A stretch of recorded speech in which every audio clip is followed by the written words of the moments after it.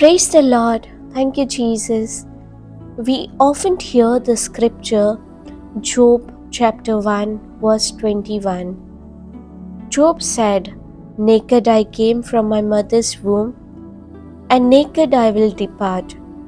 The Lord gave, and the Lord has taken away. May the name of the Lord be praised."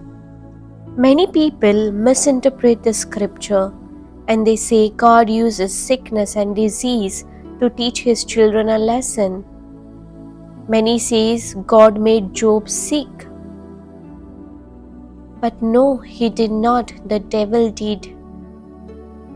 If we read Job chapter 2 verse 7, it is written, "So Satan went out from the presence of the Lord and afflicted Job with a painful sores from the sole of his feet to the crown of his head." Job lost all his property, his children died, and he suffered a great physical agony.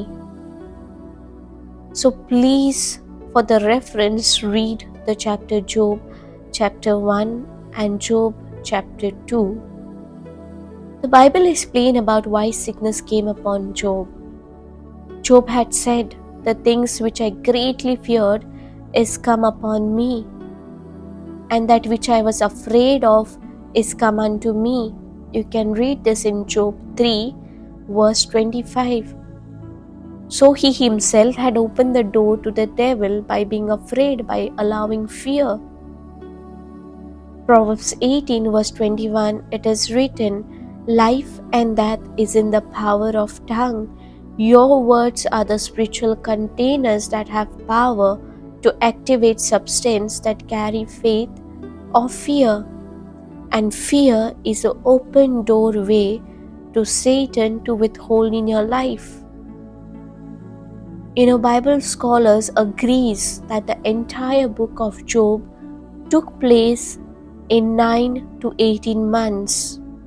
And in the chapter 42, you can read about the works of God.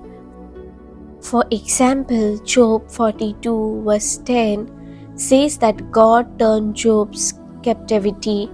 That means when Job was sick, he was in captivity to the devil. When he was in poverty, he was in captivity to the devil. But God turned Job's captivity and gave him twice as much he had to begin with. Job lived 140 years after he got healed. That's the God's work. God does not use sickness and disease to teach his children a lesson. He does not use death to teach his children a lesson.